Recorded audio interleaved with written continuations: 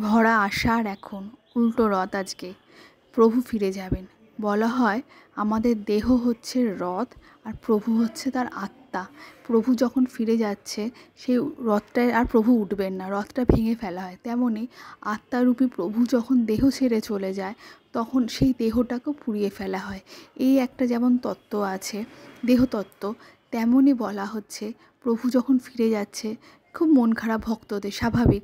তার কিছুদিনের মধ্যেই আস্তে আস্তে মা আসার তোড়জোড় শুরু হয়ে যাবে।